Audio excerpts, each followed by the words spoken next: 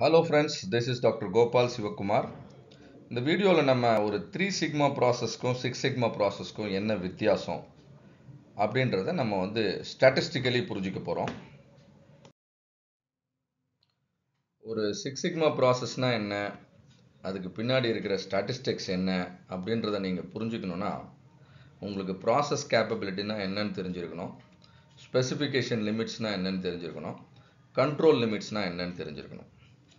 So இந்த லிமிட்ஸ்லாம் கரெக்டாக தெரிஞ்சிடுச்சுன்னா ஒரு ப்ராசஸோட சிக்மா லெவலை நம்ம ஸ்டாட்டிஸ்டிக்கலி புரிஞ்சுக்கலாம்.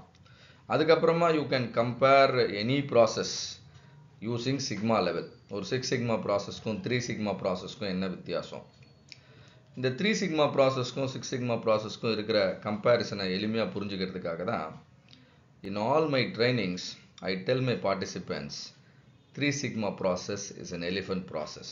It is only a nickname. It shouldn't be confused otherwise. அதே மாதிரி 6 sigma process is giraffe process. இது ஏன் நம்ம எலிஃபென்ட் ப்ராசஸ் ஜிராஃப் ப்ராசஸ்னு சொல்கிறோம் அப்படின்றத இந்த வீடியோக்குள்ளே நம்ம பார்க்கலாம். அண்ட் கடைசியாக இன்னொரு முக்கியமான பாயிண்ட் பார்த்தீங்கன்னா சிக்மா அண்ட் சிக்மா லெவல் ஈஸியாக கன்ஃபியூஸ் ஆகிடுவாங்க people. So sigma is standard deviation. தமிழில் பார்த்தீங்கன்னா திட்ட விலக்கம். உங்கள் திட்டத்திலேருந்து உங்கள் ப்ராசஸ் எந்த அளவுக்கு விலகி போகுது அப்படின்ற ஒரு ரிஸ்கை மெஷர் பண்ணக்கூடிய ஒரு பேராமீட்டர், ஸ்டாட்டிஸ்டிக்கல் பேராமீட்டர் தான் இந்த ஸ்டாண்டர்ட் டீவியேஷன். இந்த ஸ்டாண்டர்ட் டீவியேஷன் அதிகமாக அதிகமாக உங்கள் ப்ராசஸோட கேப்பபிலிட்டி, அதாவது சிக்மா லெவல் கம்மியாகும். அப்போ இந்த சம்பந்தம் என்ன, இதெல்லாம் நம்ம இந்த வீடியோக்குள்ளே பார்க்கலாம். Process capability. ஸோ ப்ராசஸ் கேப்பபிலிட்டினா என்ன, உங்கள் கஸ்டமர்ஸ் கேட்கக்கூடிய ப்ராடக்டையும் சர்வீஸையும் உங்களோட ப்ராசஸ் கரெக்டாக டெலிவர் பண்ணால் யுவர் ப்ராசஸ் இஸ் கேப்பபிள். ஒருவேளை டெலிவர் பண்ண முடியல, right, your products and services are different from the customers requirement, then your process is not capable. இந்த கேப்பபிலிட்டியை தான் நம்ம மெஷர் பண்ணக்கூடிய ஒரு அளவுகோல் தான் சிக்மா லெவல். அப்போ உங்கள் கேப்பபிலிட்டி நிறைய இருந்தால் சிக்மா லெவல் நிறையா இருக்கும், கேப்பபிலிட்டி கம்மியாக இருந்தால் சிக்மா லெவல் கம்மியாக இருக்கும். அப்போ ப்ராசஸ் கேப்பபிலிட்டியை டிஃபைன் பண்ணணும்னா எப்படி பண்ணலாம், the ability of your process to meet your customers requirements. Statistical meaning of average and standard deviation. இங்கே பாருங்கள், you have a ring of fire. The ring of fire என்ன, அதோட சர்க்கம்ஃபரன்ஸில் there is temperature because there is burning. அதனால் என்ன ஆகும்னா உங்களுக்கு அங்கே temperature ஜாஸ்தியாக இருக்கும். இப்போ இந்த சர்க்கம்ஃபரன்ஸ்லேருந்து நீங்கள் உள்நோக்கி சென்டரை நோக்கி போக போக போக என்ன ஆகும்னா உங்களோட டெம்பரேச்சர் குறையும். ஸோ டெம்பரேச்சர் எங்கே கம்மியாக இருக்கும் அப்படின்னு பார்த்தீங்கன்னா அந்த ரிங் ஆஃப் ஃபயரோட சென்டரில் தான் கம்மியாக இருக்கும். இப்போ நம்ம இங்கே ஒரு சேஃபஸ்ட்டு பாயிண்ட் ஆர் சேஃபஸ்ட் ஏரியாவை சூஸ் பண்ணணும் அப்படின்னா இந்த ஒயிட் கலர் ரீஜன் தான் அங்கே சேஃபஸ்ட். ஏன் இதை நான் சேஃபஸ்ட்ன்றேன்னா ஆல்மோஸ்ட் இந்த ஏரியாவில் இருக்கக்கூடிய எல்லா பாயிண்ட்டுமே பார்த்தீங்கன்னா உங்களுக்கு ரிஸ்க்கு கம்மியாக இருக்கும், அதாவது டெம்பரேச்சர் கம்மியாக இருக்கும். சரி, அதே இது இப்போ நான் கொஞ்சம் இந்த ஒயிட் ரீஜன்லேருந்து வெளியில் வரும், எல்லோ ரீஜன், இங்கே டெம்பரேச்சர் எப்படி இருக்கும், மீடியமாக இருக்கும். இன்னும் நான் வெளில வரேன், ஸோ ஆரஞ்சு ரீஜனுக்கு வரேன், இப்போ டெம்பரேச்சர் எப்படி இருக்கும், ரொம்ப ஜாஸ்தியாக இருக்கும், பர்னிங் சென்சேஷன் அதிகமாக இருக்கும். அதாவது நீங்கள் இந்த சென்ட்ரல் ரீஜியன்லேருந்து வெளிநோக்கி வர வர, சென்டர்லேருந்து நீங்கள் வெளிநோக்கி வர வர வர உங்கள் டெம்பரேச்சர் கூடுது. இந்த ஹேப்பனிங்கை தான் நம்ம ஸ்டாட்டிஸ்டிக்கலாக மெஷர் பண்ணணும். இந்த சென்ட்ரல் ஏரியா, இந்த ஒயிட் ரீஜனை நீங்கள் கால்குலேட் பண்ணணும். ஸ்பெசிஃபிக்காக ஒயிட் ரீஜனில் இருக்கக்கூடிய சென்டர் பாயிண்ட்டை நீங்கள் கால்குலேட் பண்ணணும். உங்ககிட்ட ஒரு ஈவெண்ட்டோட செட் ஆஃப் டேட்டா இருக்குன்னா நீங்கள் ஜஸ்ட் ஆவரேஜ் கால்குலேட் பண்ணால் போதுங்க. இந்த சராசரி என்ன சொல்லும், இந்த சராசரி ஆவரேஜ் அப்படின்றது என்ன சொல்லும்னா the central tendency in your data. அதே நேரம் இந்த ரிஸ்க் பார்த்தோம் இல்லையா, வெளியே வர வர சென்ட்ரல்லேருந்து நம்ம வெளியே வர வர வர ரிஸ்க் அதிகமாகுதுன்னு சொன்னோம். இந்த ரிஸ்க்கை மெஷர் பண்ணணும் அப்படின்னா we need a statistical parameter called standard deviation. திட்ட விலக்கம். நம்மளோட திட்டம் என்ன, இந்த ஒயிட் கலர் ரீஜியனில் போய் லேண்ட் ஆகுது, ஆனால் நம்மளால் அங்கே லேண்ட் ஆக முடியாமல் விலகி வருவோம். அப்போ அந்த திட்ட விலக்கம் என்ன, அதை மெஷர் பண்ணுறதுக்கு we have the statistical parameter standard deviation. இந்த ஆவரேஜையும் ஸ்டாண்டர்ட் டீவியேஷனையும் மேத்தமெட்டிக்கலாக நம்ம கால்குலேட் பண்ண முடியுமா? பண்ண முடியும்.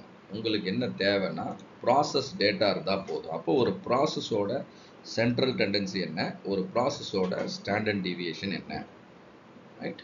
இப்போது சென்ட்ரல் டெண்டன்சி ஆவரேஜ், ஒரு ப்ராசஸ்லேருந்து நீங்கள் ஒரு 100 டேட்டா கலெக்ட் பண்ணுறீங்கன்னா அந்த 100 டேட்டாவோட ஆவரேஜ் வேணால் என்ன பண்ணுவீங்க, அந்த 100 டேட்டாவையும் ஆட் பண்ணி 100ஆல் டிவைட் பண்ணிங்கன்னா உங்களுக்கு ஆவரேஜ் கிடச்சிரும். இதை தான் நம்ம எக்ஸ் பார் அப்படின்னு. சரி, இப்போ ஸ்டாண்டர்ட் டீவியேஷன்னா என்ன? இங்கே பாருங்கள், mathematical formula square root of summation of x minus x bar the whole square divided by n minus 1. இந்த x barன்றது ஆவரேஜ், xi அப்படின்னு போட்டிருக்காங்க. இது என்னன்னா உங்களோட ஒவ்வொரு டேட்டா 100 டேட்டா பாயிண்ட்ஸ் கலெக்ட் பண்ணிங்கன்னா 100 இருக்கும் x values, x1 x2 up to x100. nன்றது நம்பர் ஆஃப் டேட்டா எவ்வளோ? 100. ஸோ அப்போ இந்த ஃபார்முலா நீங்கள் யூஸ் பண்ணும்போது ஸ்டாண்டர்ட் டீவியேஷன், அந்த திட்ட விலக்கம், அதோட மதிப்பு என்னன்னு உங்களுக்கு தெரிஞ்சிடும். இந்த ஸ்டாண்டர்ட் டீவியேஷன் உங்களுக்கு அதிகமாக வருதுன்னா நீங்கள் புரிஞ்சுக்கலாம் உங்கள் ப்ராசஸ் வந்து சென்டர்லேருந்து விலகி வரக்கூடிய டெண்டன்சி, அதாவது நீங்கள் ப்ரொடியூஸ் பண்ணக்கூடிய பார்ட்ஸ், நீங்கள் ஆஃபர் பண்ணக்கூடிய சர்வீஸ் டேட்டா என்ன சொல்லுதுன்னா, நீங்கள் 100 பார்ட்ஸ் ப்ரொடியூஸ் பண்ணால் 100 பார்ட்ஸுமே உங்கள் டார்கெட் ரீஜனில் இல்லை, நிறைய பார்ட்ஸ் வந்து டார்கெட் ரீஜன்ஸ்லேருந்து விலகி வருது. அதோட ஒரு மெஷர் தான் இந்த சிக்மா ஸ்டாண்டர்ட் டீவியேஷன். சரி, அதுக்கப்புறம் இங்கே ஒரு கிராஃப் இருக்குது பாருங்கள். இந்த கிராஃப் வந்து நம்ம நார்மல் டிஸ்ட்ரிபியூஷன் அப்படின்னு சொல்லுவோம். இதுக்கு இன்னொரு பேர் இருக்குது, பெல் ஷேப் டிஸ்ட்ரிபியூஷன். அதாவது இந்த 100 டேட்டா பாயிண்ட்ஸ்க்கும் நீங்கள் ஆவரேஜ் கால்குலேட் பண்ணிங்கன்னா ஆவரேஜ் இங்கே சென்டரில் இருக்குங்க பாருங்கள், இதுதான் ஆவரேஜ். இந்த ஆவரேஜுக்கு அருகாமையில் பார்த்தீங்கன்னா உங்களுக்கு நிறைய பார்ட்ஸ் ப்ரொடியூஸ் ஆகிருக்கும். ஏன்னா அதுதான் உங்கள் ப்ராசஸோட சென்ட்ரல் டெண்டன்சி. நிறைய பார்ட்ஸ் வந்து உங்கள் ப்ராசஸ் வந்து அந்த சென்ட்ரல் டெண்டன்சிக்கு பக்கமாக ப்ரொடியூஸ் பண்ணியிருக்கோம். அண்டு அதே நேரம் சிக்மா வேல்யூ, சிக்மா வந்து உங்கள் ப்ராசஸோட சிக்மா, நீங்கள் கால்குலேட் பண்ண சிக்மாவை பேஸ் பண்ணி நம்ம என்ன பண்ணுறோம், ஆவரேஜ்லேருந்து 1 சிக்மா டிஸ்டன்ஸ் வந்தோம்னா mu plus sigma right side, mu minus sigma left side. இந்த 1 சிக்மா லிமிட்ஸ், இந்த லிமிட் பாயிண்ட்ஸ்குள்ளே உங்களுக்கு 68.27% ஆஃப் த டேட்டா பாயிண்ட்ஸ் வந்துடும்.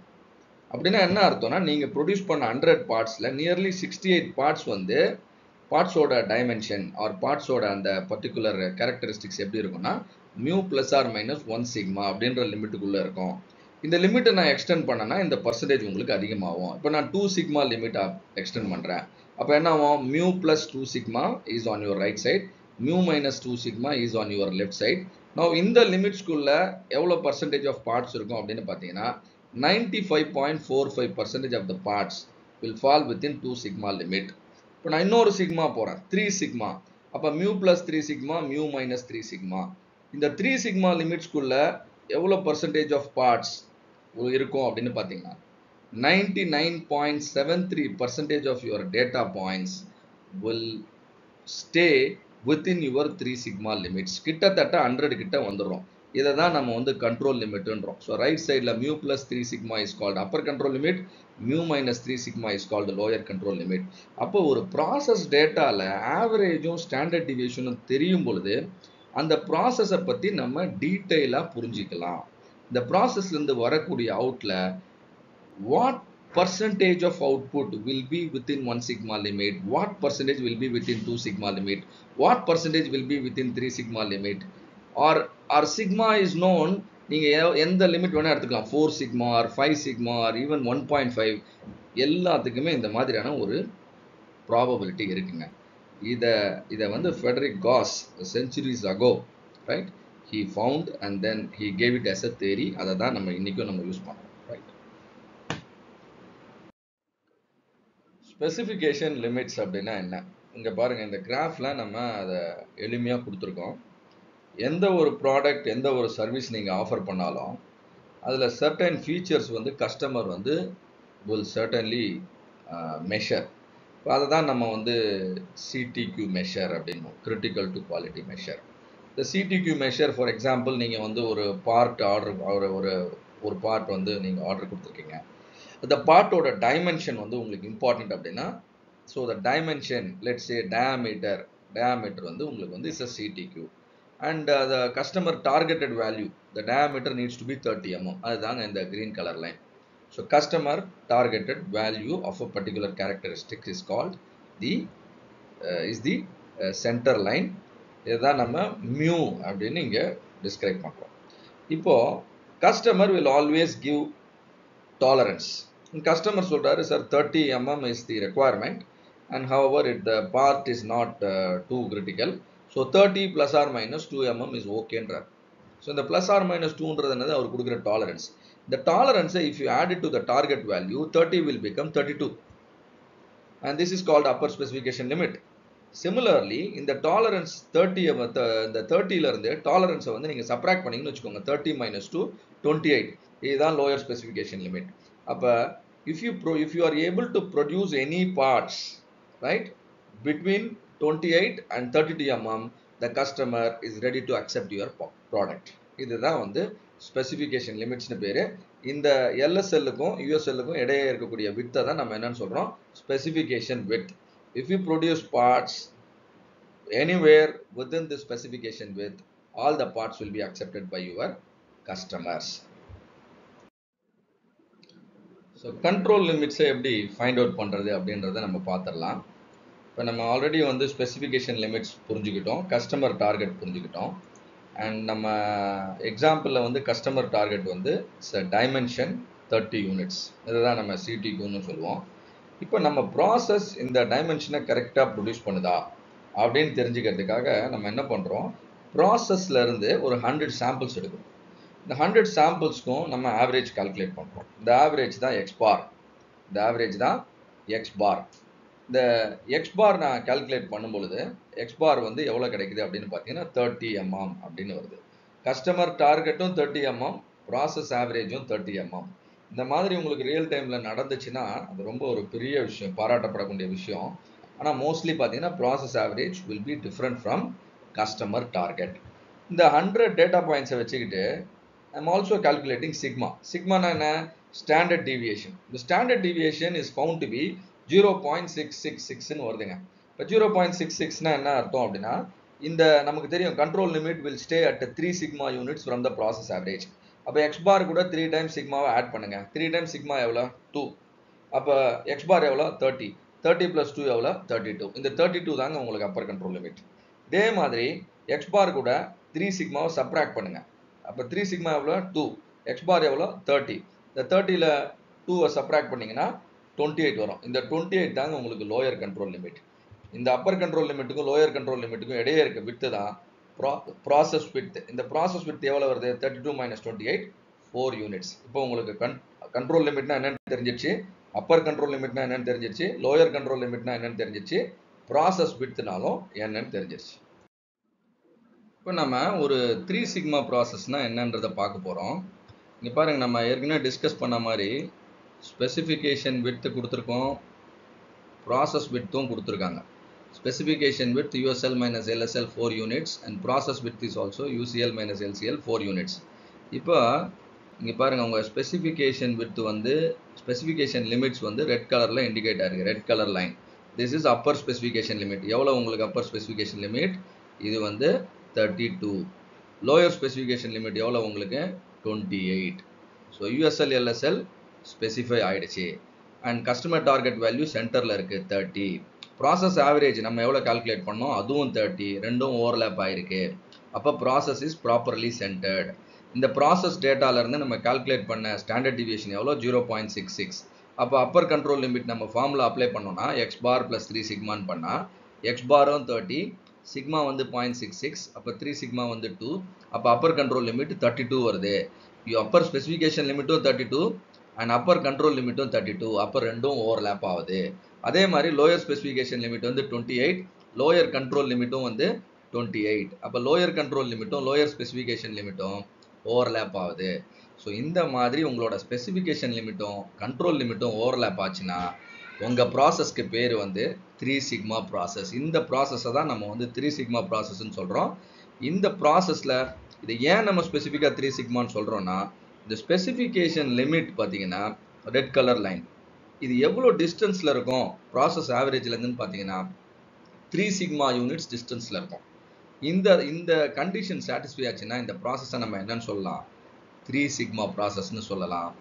இதைத்தான் நான் வந்து எலிஃபண்ட் ப்ராசஸ் அப்படின்னு ஞாபகம் வச்சுக்கிறதுக்காக ட்ரைனிங்கில் என்னோட பார்ட்டிசிபென்ட்ஸ்க்கு I tell so a 3 sigma process is an elephant process. It is only a nickname, nothing to do with.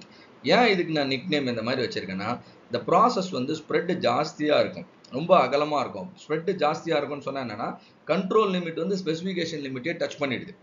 அப்போது அதே நேரம் இதோட இந்த கர்வோட அதனால என்ன ஆகும், இந்த கர்வோட ஹைட்டும் வந்து கம்மியாகும். ஸோ இந்த சென்டரில் இருக்க ஹைட் பாருங்கள், இது வந்து கம்மியாக இருக்கும். ஸோ இந்த ஹைட் கம்மியாகவும் அகலமாகவும் இருக்கிறதுனால I give this process a nickname, an elephant process, which is a 3 sigma process in which the specification limits will be at a distance of 3 sigma units from the process average, and the control limits also overlap with the specification limits. So 6 sigma process na enna? So now we have clearly understood specification limits, process limit, and we have taken an example where customer targeted dimension பார்த்தீங்கன்னா 30, let's say diameter அப்படின்னு சொன்னோம். 30 mm diameter is what your customer wants, and you have designed a process, and in the processல இருந்து நான் இப்போ போய் என்ன பண்ணுறேன், I take again data. Now the process is improve ஆயிடுச்சு அப்படின்னா என்ன அப்படின்றத இப்போ நம்ம பார்த்துருவோம். அந்த ப்ராசஸ் டேட்டாவில் 100 டேட்டாலேருந்து I calculate the average which is x bar. Process average is found to be 30. Very good. Process is centered properly. Sigma பாருங்க, sigma நான் இப்போ calculate பண்ணா sigma is now found to be 0.33. Earlier sigma was found to be 0.66. sigma குறைஞ்சிருச்சுன்னா process improve ஆயிடுச்சுன்னு அர்த்தம். process improve ஆயிடுச்சுன்னா அதோட spread கம்மி ஆயிடும். அதே நேரம் சென்டரில் அதோட பீக் இருக்கு இல்லையா, இந்த சென்டர் பீக் வந்து பார்த்தீங்கன்னா இன்னும் ரைஸ் ஆகிடும். அந்த கர்வ் டாலராகவும் நேரோவாகவும் மாறிடுச்சுன்னா உங்கள் ப்ராசஸை நீங்கள் இம்ப்ரூவ் பண்ணிட்டீங்கன்னு அர்த்தம். இப்போ இது ப்ராசஸ் பார்க்கறதுக்கு ரொம்ப நேரோவாக ரொம்ப டாலாக இருக்கிறதுனால இந்த ப்ராசஸை நம்ம வந்து ஒரு ஜிராஃப் ப்ராசஸ் அப்படின்னு கூட சொல்லலாம். இப்போ என்ன நடந்தது இங்கே பாருங்கள், உங்கள் specification limit 32 on the right, 28 on the left. ஆனால் கண்ட்ரோல் லிமிட் எவ்வளோ, Appar control limit 30 plus 3 times sigma. Sigma 0.33ன்றனால 3 times sigma is 1. So upper control limit is 31, lower control limit is 29.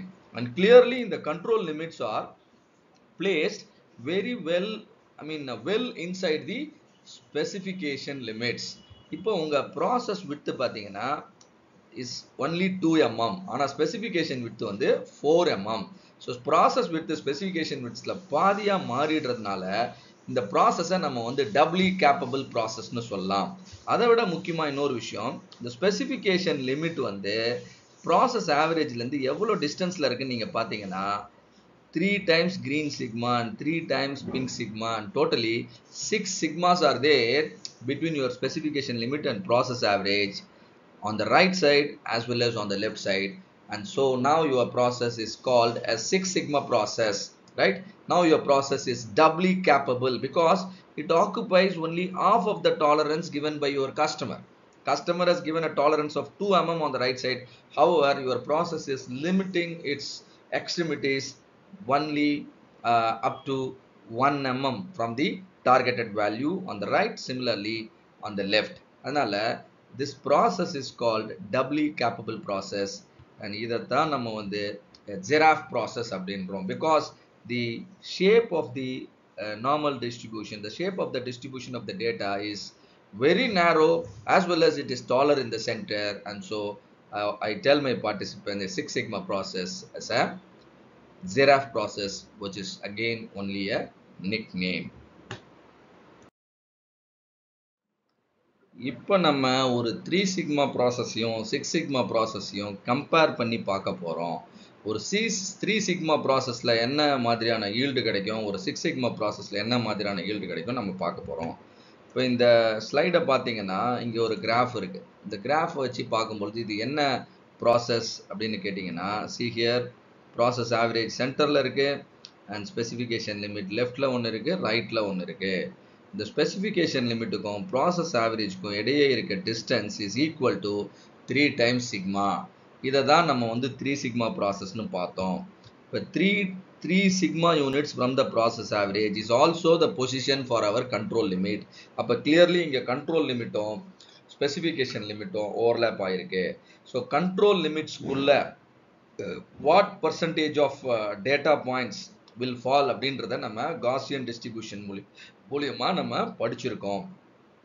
Control limit is 3 sigma limit. அப்போ 3 sigma limits எடுக்கும் பொழுது 99.73% of the data points will fall within the control limits. நமக்கு control லிமிட்டும் ஸ்பெசிஃபிகேஷன் லிமிட்டும் ஒரே இடத்துல இருக்கிறதுனால can we say 99.73% of the parts produced are within the specification. இதுதாங்க capability of a 3 sigma process. ஒரு 3 sigma process வந்து கிடைக்கக்கூடிய yield என்னன்னா 99.73%. சரி, ஆனா இதுல பாத்தீங்கன்னா இந்த 99.73 அப்படின்றது ஒரு short term yield or short term capability. இப்போ நான் என்ன பண்றேன், இந்த ப்ராசஸை இம்ப்ரூவ் பண்றேங்க. ப்ராசஸை இம்ப்ரூவ் பண்றேன்னா என்னன்னு உங்களுக்கு ஆல்ரெடி சொல்லியிருக்கோம். ப்ராசஸ் ஆவரேஜ் கரெக்டாக கஸ்டமர் டார்கெட்டில் இருக்கணும். அதே நேரத்தில் சிக்மாவை நம்ம கம்மி பண்ணுறோம். நம்ம பார்த்த எக்ஸாம்பிளில் சிக்மாவை பாதியாக கம்மி பண்ணியிருக்கோம். பாதியாக கம்மி பண்ணதுனால ப்ராசஸ் ஆவரேஜ்லேருந்து ஸ்பெசிஃபிகேஷன் லிமிட் இதுக்கு இடையே இருக்கக்கூடிய distance will now be equal to 6 sigma. ஏன்னா ஆல்ரெடி வந்து லெஃப்ட் நம்ம பார்த்த எக்ஸாம்பிளில் 3 சிக்மா இருந்தது. ஸ்டாண்டர்ட் டிவியேஷனை பாதியாக கம்மி பண்ணதுனால 6 சிக்மாவாக மாறிடுச்சு. இப்போ இந்த மாதிரி பண்ணதுனால என்ன ஆச்சு அப்படின்னு பார்த்தீங்கன்னா, உங்கள் கண்ட்ரோல் லிமிட் ஓவர்லாப் ஆயிருந்தது ஸ்பெசிஃபிகேஷன் லிமிட் கூட. அது வந்து இப்போ is pushed inside and control limit வந்து உள்நோக்கி வந்துருச்சு ப்ராசஸ் ஆவரேஜை நோக்கி, ரைட்? அண்ட் இப்போ control limit is at distance of 3 sigma units from the process average. That is usually is equal to process average plus 3 times sigma. இப்போ இந்த ப்ராசஸை தான் நம்ம என்னன்னு சொல்கிறோம் அப்படின்னா 6 சிக்மா ப்ராசஸ் அப்படின்றோம். எதனால? ஸ்பெசிஃபிகேஷன் லிமிட்டோட distance from the process average is equal to 6 times sigma. And control limit இங்கே தான் இருக்குது, இந்த இடத்துல இருக்கு. கஸ்டமர் டாலரன்ஸில் பாதி டாலரன்ஸ் தான் வந்து இந்த கண்ட்ரோல் லிமிட் ஆக்குபை பண்ணுது ப்ராசஸ் ஆவரேஜ்லேருந்து. மீதி tolerance still available as a cushion tolerance. இப்போ இந்த ப்ராசஸோட ஈல்டு எப்படி இருக்கும் அப்படின்னு பார்த்தீங்கன்னா 99.9997% இருக்கும். ஏன் அப்படின்னா இப்போ நீங்கள் ப்ரொடியூஸ் பண்ண எல்லா பார்ட்ஸுமே within the control limits. Even இந்த ஏதாவது ப்ராசஸ் டிஸ்டர்ப் ஆகி லாங் டேர்மில் டிஸ்டர்ப் ஆகி உங்களுக்கு வந்து அவுட்புட் வந்து வேரி ஆச்சுன்னா கண்ட்ரோல் லிமிட்டை தாண்டி வந்தால் கூட ஸ்பெசிஃபிகேஷன் லிமிட்டை தாண்டறதுக்கு உண்டான வாய்ப்பு ரொம்ப ரொம்ப கம்மி. அதனால இந்த 99.73 அப்படின்ற இந்த 3 சிக்மா ப்ராசஸோட ஈல்டு இப்போ நம்ம 6 சிக்மா ப்ராசஸில் எப்படி மாறுது அப்படின்னு கேட்டிங்கன்னா 99.9997% of the parts produced by a 6 sigma process will stay within the specification limit. இந்த 99.9997% அப்படின்றது ஷார்ட் டேர்ம் கேப்பபிலிட்டி இல்லைங்க, லாங் டேர்ம் கேப்பபிலிட்டி. ஸோ இந்த 6 சிக்மா ப்ராசஸ் ரொம்ப நேரோவாகவும் உயரமாகவும் இருக்கிறதுனால இதை நம்ம ஜிராஃப் ப்ராசஸ்னோம். So giraffe process are always preferred than our elephant process. The process which is having a lower spread and a taller peak in the center is preferred over a process with a higher spread and a shorter peak in the center. So இப்போ நம்ம பார்க்க போற விஷயம் வேரியேஷனுக்கும் sigma லெவலுக்கும் என்ன வித்தியாசம். இந்த variation அப்படின்றத நம்ம வந்து ஸ்டாண்டர்ட் டிவியேஷன் அப்படின்ற பேராமீட்டர் மூலிமா மெஷர் பண்ணுறோம். இப்போ இங்கே பாருங்க, given you 3 ப்ராசஸ். இந்த ஃபர்ஸ்ட் ப்ராசஸ் இதோட ஸ்ப்ரெட் எப்படி இருக்கு? ஸ்ப்ரெட் வந்து டூ மச், ஜாஸ்தியாக இருக்குது. ஸோ ஜாஸ்தியாக இருக்குன்னா என்ன அர்த்தம்னா ஸ்டாண்டர்ட் டிவியேஷன் ஜாஸ்தி. இதோட சென்ட்ரல் பீக் பார்த்தீங்கன்னா கம்மியாக இருக்குது. ஸோ இந்த ப்ராசஸ் வந்து பார்த்தீங்க அப்படின்னா it's a kind of elephant process. இந்த எலிஃபென்ட் ப்ராசஸில் இருக்க ப்ராப்ளம் என்னன்னு கேட்டிங்கன்னா it is hard to produce output within customer requirement. Customer ரெக்குவயர்மெண்ட்டை மீட் பண்ணுறதுக்கு இந்த ப்ராசஸ் வந்து ரொம்ப சிரமப்படும். ஏன்னா அதோட control limit, the tendency of your control limit crossing your specification limit will be more, and so lot of failure will happen. அப்போனா என்ன அர்த்தம், உங்கள் ப்ராசஸ் சிக்மா லெவல் வந்து ரொம்ப கம்மியாக இருக்கும், 0 to 2 இந்த ரேஞ்சில் இருக்கும். இந்த ப்ராசஸ்லேருந்து நமக்கு கிடைக்கக்கூடிய ஈல்டும் வந்து பார்த்தீங்கன்னா கம்மியாக இருக்கும். அப்போனா என்ன அர்த்தம்னா டிஃபெக்ட்ஸ் தான் ஜாஸ்தியாக இருக்கும், DPMO will be higher. Coming to the other extreme, இந்த ப்ராசஸை பாருங்கள், இந்த ப்ராசஸோட ஸ்ப்ரெட் வந்து ரொம்ப கம்மியாக இருக்குது, ரொம்ப நேரோ ஆகிடுச்சு. அண்ட் சென்ட்ரல் பீக் பார்த்தீங்கன்னா ரொம்ப டாலர் ஆகிடுச்சு. ஸோ உங்கள் ப்ராசஸ் வந்து இம்ப்ரூவ் ஆகிடுச்சு. அந்த எலிஃபென்ட் மாதிரி இருந்த ப்ராசஸ் இப்போ வந்து ஜிராஃப் மாதிரி இம்ப்ரூவ் ஆகிடுச்சு. இதனால என்ன அட்வான்டேஜ் அப்படின்னு பார்த்தீங்கன்னா virtually all outputs produced by this process will meet customer requirement. அதாவது நீங்கள் ப்ரொடியூஸ் பண்ணுற எல்லா பார்ட்ஸ் அண்ட் சர்வீஸுமே வந்து will always be within the customer specification. அப்போ ப்ராசஸோட சிக்மா லெவல் ஜாஸ்தியாக இருக்கும், 4.5 to 6 அப்படின்ற ஆர்டரில் இருக்கும். அதனால ப்ராசஸ்லேருந்து கிடைக்கக்கூடிய good output, that is the yield will be higher and defects will be lower. So அப்போ சிக்மா லெவல் ஜாஸ்தியாக இருக்கணும்னா வேரியேஷன் கம்மியாக இருக்கணும். அதாவது ஸ்டாண்டர்ட் டீவியேஷன் குறைய குறைய குறைய சிக்மா லெவல் உங்களுக்கு கூடிக்கிட்டே போகும். ஸோ லெட் அஸ் ரீகால் அவர் லேர்னிங்ஸ். நம்ம என்னெல்லாம் பார்த்தோம் அப்படின்னா, சிக்மா லெவல் அப்படின்றது வேற ஒன்றும் இல்லைங்க. It is a measure of process capability and specification limits are the tolerance limits provided by the customer. Control limits வேணும்னா ப்ராசஸ் டேட்டாலேருந்து நம்ம தான் கால்குலேட் பண்ணணும். சிக்மா எவ்வளோன்னு தெரிஞ்சு ப்ராசஸ் ஆவரேஜ் கூட 3 சிக்மாவை ஆட் பண்ணும்பொழுது அப்பர் கண்ட்ரோல் லிமிட்டும், சப்ராக்ட் பண்ணும்போது லோயர் கண்ட்ரோல் லிமிட்டும் கிடைக்குது. And a 3 sigma process is a just capable process because control limit overlap with the specification limit. அதோட ஷார்ட் டேர்ம் yield வந்து எப்படி இருக்கும்னா 99.73% இருக்கும். However, a 6 sigma process is the doubly capable process. அதோட long term yield எவ்வளோ இருக்குன்னு பார்த்தீங்கன்னா 99.999666%, almost closer to 100% இருக்கும். And in the 3 sigma process, the control limits overlap with the specification limit. அதுதான் நம்ம பார்த்தோம். ஒரு 3 sigma processல control limitடும் specification limitடும் overlap ஆகும். ஆனா 6 sigma processல பார்த்தீங்கன்னா the control limits will be moved closer to the process average and will stay again at 3 sigma units from the process average. So sigma level அதிகமா இருந்தா capability அதிகமா இருக்கும். That is, higher the sigma level, higher will be the capability. To get higher sigma level, sigma value must be lowered.